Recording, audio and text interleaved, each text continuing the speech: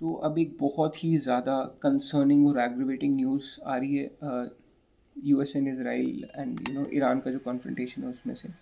वो ये है कि यूक्रेन ने, यस, व्लादिमीर ज़ेलेंस्की ने अरब कंट्रीज़ को, स्पेशली सऊदी अरेबिया, कतर के साथ एग्रीमेंट साइन करें कि वो अपनी anti drone technology and drone interception जो उनकी एक्सपर्टीज़ है वो ऑफ़र कर रहे हैं इन कंट्रीज़ को। और अब तो यूएई के साथ भी एग्रीमेंट प्रोसेस में है। अब इससे हो क्या रहा है, ईरान के जो ड्रोन्स हैं they are very cheap and very effective and very precise.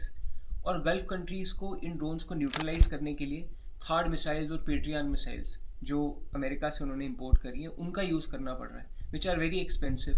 You know 3-3 million dollars की इनकी कॉस्ट है एक एक मिसाइल की। तो ऐसा अगर एंटी ड्रोन सिस्टम यूक्रेन का, क्योंकि यूक्रेन के पास एक्सपीरियंस है यूक्रेन रशिया वॉर में ऐसे ड्रोन्स को न्यूट्रलाइज करने का और उनसे डील करने का, तो अगर ऐसे ड्रोन एंटी ड्रोन इंटरसेप्शन मिल जाता है इन कंट्रीज़ को तो डेफिनेटली कॉस्ट ऑफ वॉर कम होगा एंड इफेक्टिवली ज़्यादा न्यूट्रलाइज हो पाएंगे ईरान के ड्रोन्स एंड एक अपर एज मिलेगा।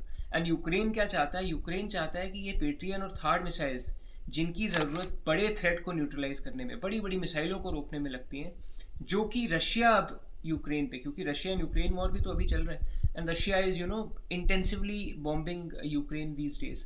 तो यूक्रेन को अगर ये थार्ड और पेट्रियन मिसाइल्स मिल जाएं जिनकी ऑलरेडी पूरे वर्ल्ड में कमी है, because America is obviously deploying them आसपास के एरियाज़ में अपने बेसिस में, तो यूक्रेन के लिए भी हेल्प हो जाएगा। तो Ukraine is looking for a quid pro को।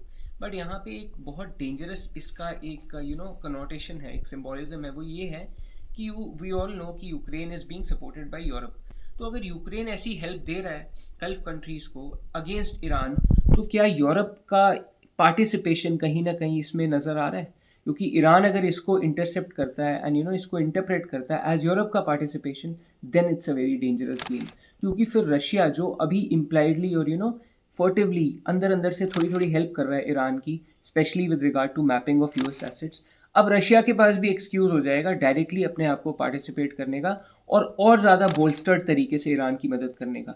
तो अब ये जो दो वॉर्स अनरिलेटेड थे ये आपस में मिलते हुए नजर आ रहे हैं, middle east war and the Ukraine and Russia war. And दो फ्रंट्स भी नजर आ रहे हैं, ईरान रशिया एंड इनका जो एक्सिस है China, and on the other hand you have US and the gulf countries. तो अब जो वर्ल्ड वॉर की बातें हो रही थी स्टार्टिंग में कि थ्रेटिकल वॉर और एक implication strait of Hormuz and everything, अब ये प्रैक्टिकलिटी में तब्दील होता दिख रहा है and this is a very very lethal development और this is very dangerous for the world.